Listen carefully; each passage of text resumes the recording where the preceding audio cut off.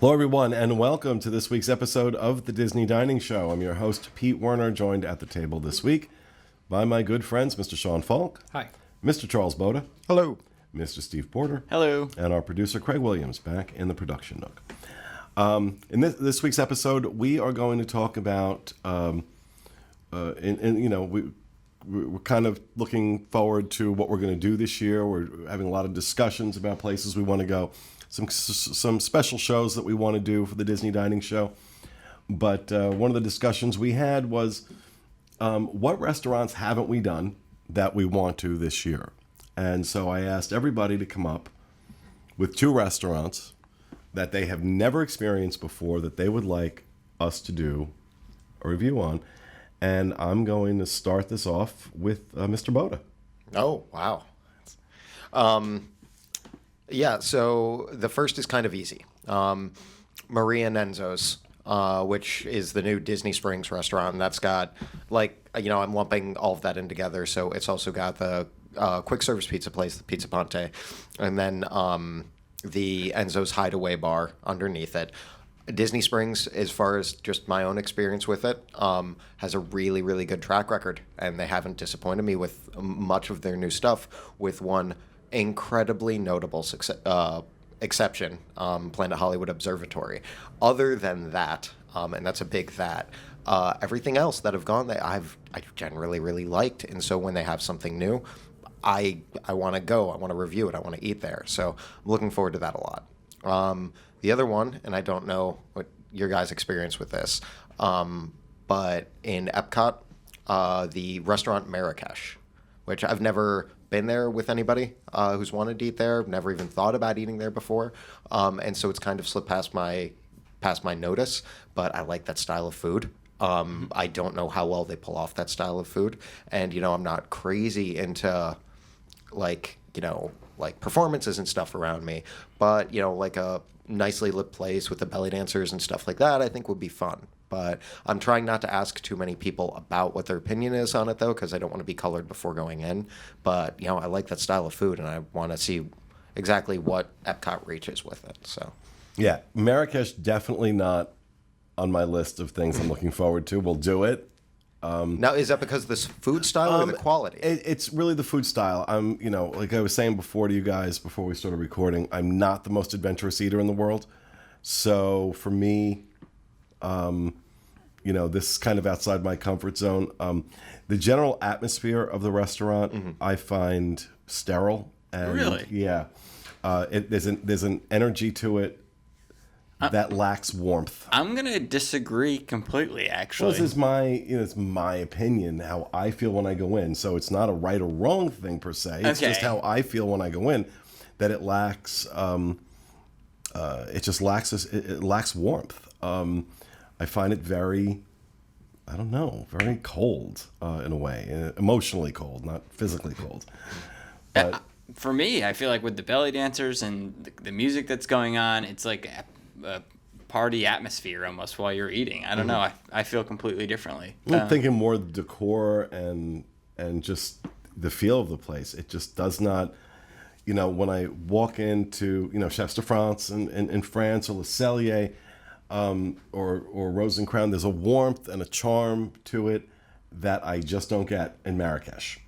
But that's personal. I'm not saying they're doing anything wrong. Plus, like I said, the food is just not my style of food. Mm-hmm. So I couldn't tell you whether or not that food is any good because I have no point of reference, and it's just not my thing. It's like me trying to review seafood. I don't eat it. So I couldn't tell you what a good trout was or a bad even trout. Then you may still, because when we went to Sanaa, that's the antithesis of what I don't eat. So and for me to find stuff that I liked, I was like, okay, cool. Right, you and can I'm willing come to do here that. if you don't. Yeah. So there may be something. Where, there may be. Yeah. So they have chicken fingers. I bet they do if you make them. If you're they have lamb fingers or something probably. So yeah, no, I'm a huge lamb fan, and that's so the food is geared more towards somebody like me. But we'll find out when we end up going there. But yeah, that's just one of the ones that I don't hear mentioned a lot that I'm kind of looking forward to covering. And the Disney Spring stuff, yeah, I'm just of course. All right, Sean, let's go to you.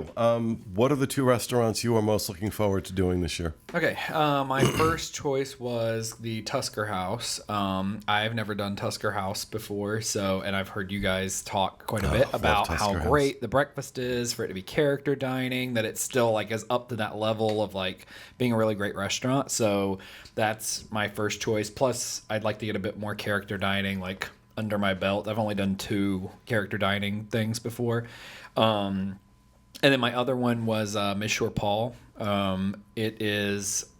I tried to go there once with my family on a trip, and we had heard like rave reviews about the French restaurant. They were like, "Oh, you have to go to the restaurant in France. It's so good. It's so great."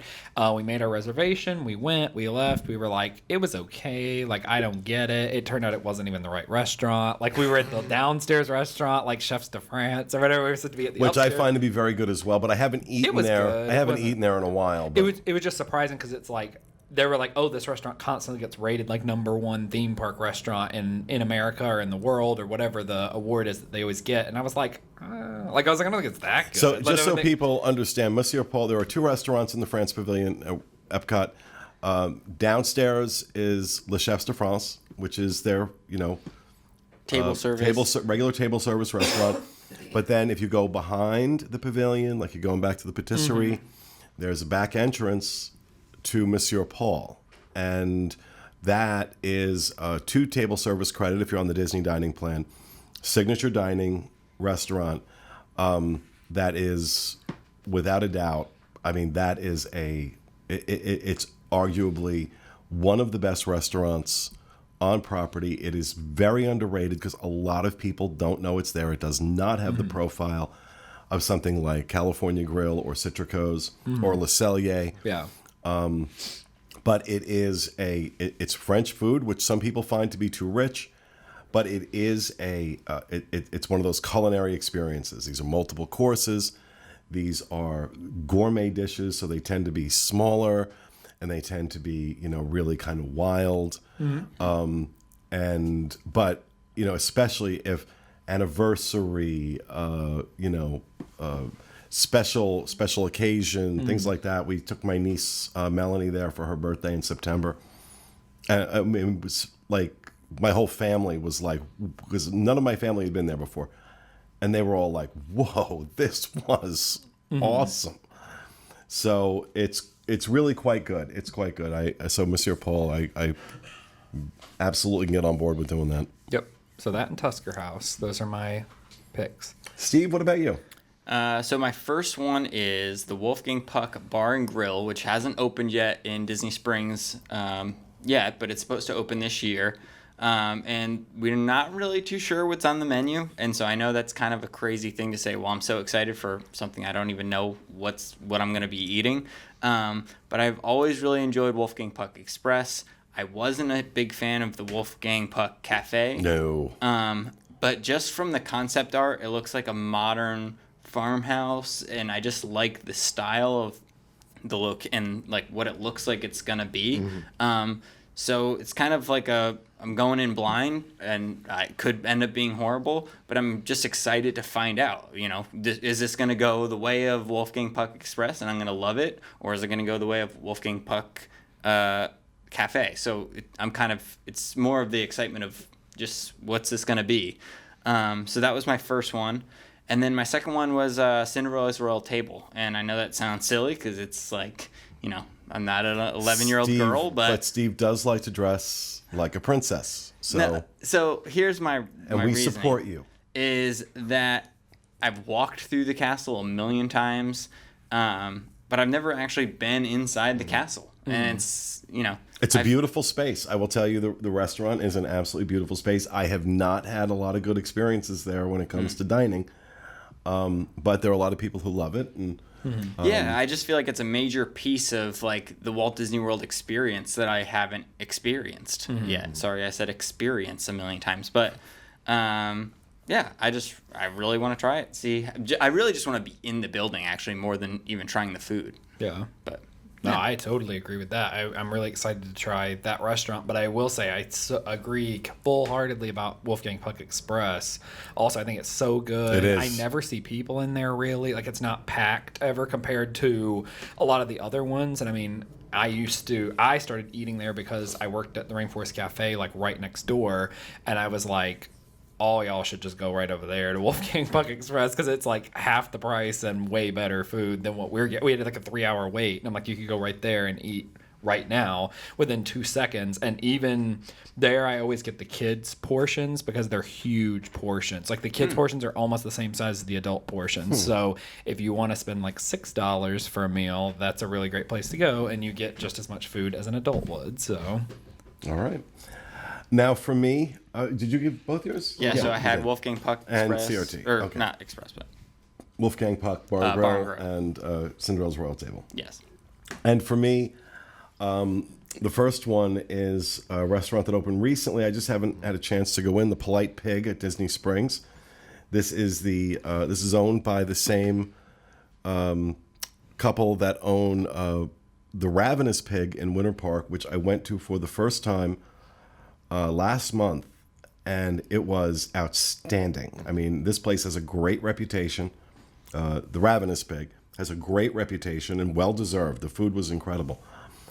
So I really want to go check this place out. This is a more casual restaurant, barbecue, stuff like that. So I'm on board. I'm on board with that. So I want to try that out. But I'm really looking forward to the Edison. When the Edison opens, which I think it's very close. I think it's already had its. They did soft They did opening, its soft so- opening already. So I'm very anxious to try out the Edison, even if it does, like, the advertisements make it look like it's a brothel. I kind of like that. Yeah, but well, you would. no, I just no, You just would. the I enjoy brothels. the adding that extra bit of the adult hours thing is kind of cool, I guess, for Disney Springs, but just like that extra little bit of theming to a Disney Springs Absolutely, I restaurant. agree. Yeah, they do a good job with theming to their food in a lot of those restaurants. But as far as the otherworldly theming kind of deal, the steampunky kind of thing that they're going with it is neat. Theming is a big thing for restaurants on property. So This has been highly anticipated for a while now, Yeah. this restaurant. So I'm very excited to see it. So there you have it. That's what we're looking forward to reviewing, among many others. But those are the ones we're really looking forward to reviewing this year. So that will do it for this episode of our show. We hope you enjoyed it. We'll be back with you again next week with another edition of the Disney Dining Show. Have a great week, everyone.